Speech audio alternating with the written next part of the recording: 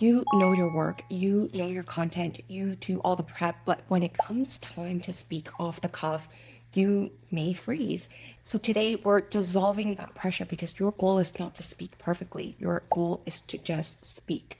So I've worked with hundreds of high achieving, highly skilled, deeply thoughtful professionals, and one pattern is always consistent. When it comes time to speak in meetings, in discussions, when you haven't had 5 minutes to mentally rehearse, you tend to hold back. You wait and you put pressure on yourself to deliver something perfect. And here's the truth, you can only speak imperfectly. And that's how impromptu communication actually works. But before I teach you how to do this, I want you to download the free guide that I created. It does walk you through your future professional self, the version of you who is already speaking up calmly and consistently. It's going to help you anchor today's work so that you can step into that identity more quickly. And we'll be building on the future self in the next video, so make sure that you do grab this free download. A lot of talented professionals wait for that sensation of readiness before they speak. So you wait to feel more confident, you wait to feel more articulate, and you wait to feel like the ideal version of you will appear and take over. But permission is not emotional, permission is behavioral, and you grant it to yourself through action.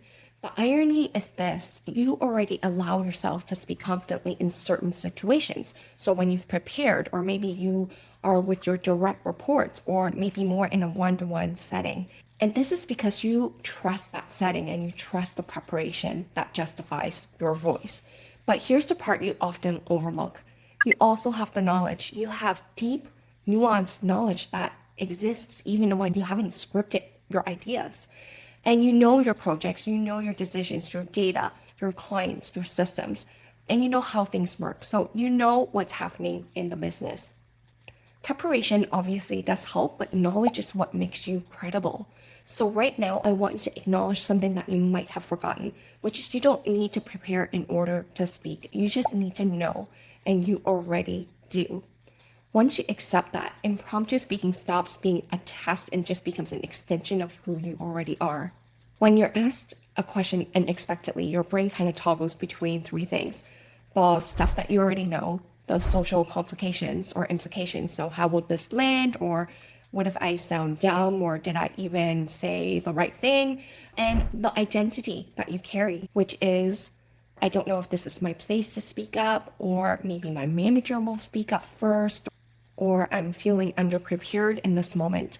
And that identity story tends to be the loudest voice in your head. And for many people, the story is just decades old. This is why when you tell yourself that I'm going to change when I get a new job, is probably one of the biggest lies that you can tell yourself. You won't. Changing your environment won't magically change your internal wiring. The roots are in your mind. So your opportunity to practice and to rewrite that story is right now and in this current meeting. And it isn't too late. So people reinvent themselves at every single stage. So there is a myth that outspoken people speak well. Well, not necessarily. Many outspoken people actually simply speak first. They speak through the imperfection. They tolerate their own awkward phrasing, mid-sentence corrections, and or half-formed thoughts. You, on the other hand, have spent years polishing and editing and perfecting before you even open your mouth. So this is a beautiful skill. It means that your thinking is so precise and considerate and so structured. But impromptu speaking actually requires the opposite muscle, which is a tolerance for a little bit of a mess, for imperfection, and for sounding like a human being. So let's get practical. So you don't need any type of ritual or framework or method to do this. So I call this a permission sentence, and here's the version I want you to start using. I already know enough to speak right now. Say it right before you unmute, or say it to yourself when someone is calling, or as you go into a meeting where you previously haven't spoken up before. And once you use that sentence, you follow it with a small actions. It might be asking one question. It might be being able to perhaps share a point of view that you have been keeping to yourself. So you're training your brain to act before the old pattern has time to take over. And this is the part most quiet professionals ask me about. So what do I actually say? So what if I don't know how to even start?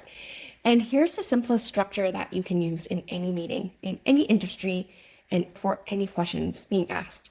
which is to acknowledge, add, and anchor. So acknowledge can sound like, that's a really helpful point, or I want to build on that. I have a different take here. This reminds me of something we've seen in our data. And this buys you 3 seconds that your brain will need to then add. So the adding is just adding one more point, one insight of yours, one particular angle or context that you have, or one summary, which would be the quickest and easiest to share. And you don't need anything profound. You just need to be present. And then end with the anchor. So close with one short sentence that grounds your point. So that's my perspective. That's why I think this matters now. Or that's something I want us to keep in mind. And that's it. You're done.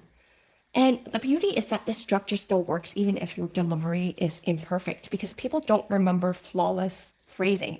They remember clarity. And this is also what I want you to remember from this too, which is impromptu speaking is not about impressing anyone. It's about participating in the conversation you already are qualified to join. You have the knowledge, you have the experience, you have judgment, you've solved problems, you've led work streams, you've managed crises, you've built systems, you've seen patterns others haven't, and you have earned the right to speak. And the permission to speak doesn't come from your job title. It comes from your mind and from the beliefs that you choose to reinforce. So here's the mindset shift I want you to integrate today. You're not abandoning your quiet nature. You're not becoming someone loud or forceful or performative. You're adding a new layer of capability and the ability to speak when the moment calls for it. And that new behavior will feel unfamiliar at first, not because it's wrong, but because it's new. Your colleagues are not rejecting you. Your brain is rejecting discomfort. So let that discomfort be data, not danger. In the next video, we're going to talk about something that most quiet professionals skip. And it's one of the most important steps in your role.